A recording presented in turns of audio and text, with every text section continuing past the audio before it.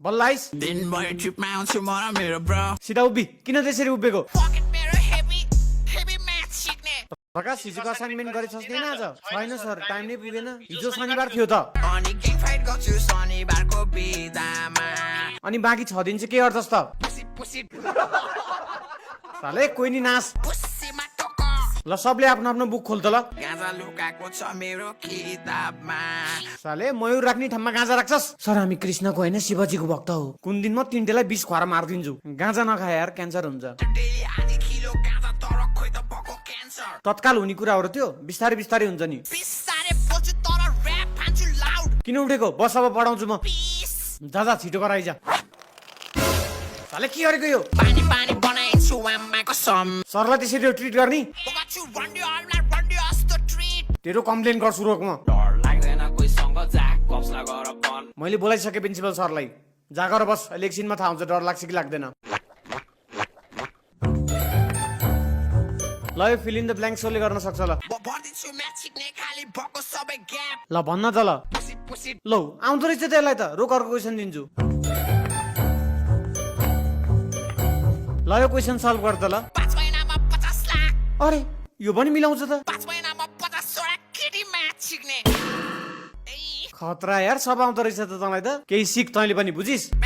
सिक्ने बुझिस कि मलाई नै आउँछ नि हल्का हल्का त ल एउटा क्वेसन तँलाई नि ल सोध्नु तेरो फ्युचर प्लान के हो त्यस्तो गाह्रो क्वेसन सोध्ने मलाई चाहिँ त्यसलाई कटाहान हो त नि फ्युचरको लागि थाहा हुन्छ र प्लान गर्नलाई if you break a magnet into 2 equal parts how many poles will each piece have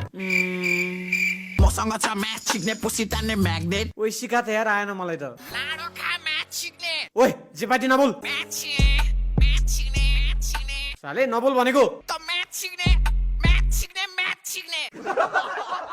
ल सिम्पल क्वेसन सोध्छु त नि तँलाई अलि सिम्पल सोध्नु त ल थ्योरी अफ रिलेटिभिटी भन ल E इज इक्वल्स टु के पो थियो यार म्याच सिक्ने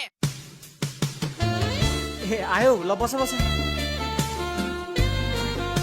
उसको चाक पनि ठुलो दुध पनि ठुलो पछि चिप चिप ऊ चाहिँ हाम्रो नयाँ स्टुडेन्ट हो है म तिम्रो फ्यान भयो बेबे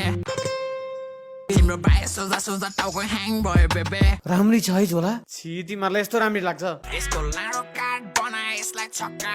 मुख नछाड भनेको झन् हाई लेभलको बोर्ड बोल्न थाल्छ ओइ म्याग्नेट निकाल त तानम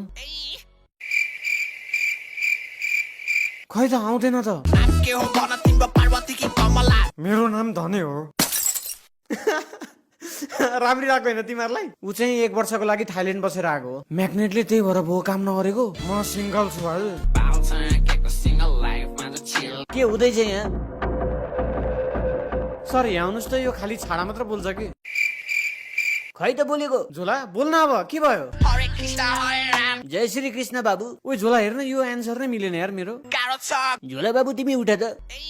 यस बल्ल के गर्ला जस्तो छ हेर्ला अनि स्योर छाडा बोल्छ बाबु ठुलो भएपछि के गर्छौ तिमी भन त ठुलो मान्छेमा बन्नु छ गुड गुड राम्ररी पढ बाबु सपना पुरा गर्नु छ यस्तो राम्रो विद्यार्थीको कम्प्लेन गर्ने तपाईँ जिन्दगी छ हार्ड सर यसले शब्दै पछि छाडा बोल्छ मेरो खुवा गरेर किन दुखाउँदैछ टाउको हो त नि राम्ररी पढाउनुमा फोकस गर्नु तपाईँ सरको अगाडि चाहिँ सोचो भइसकेन डराएर सर मेरो मम्मीको अगाडि पनि लास्टै सोचो छ यो अब जे पाटे बोल्नेलाई क्लासबाट निकालिदिन्छु म तेरो खुवा मात्र ठुलो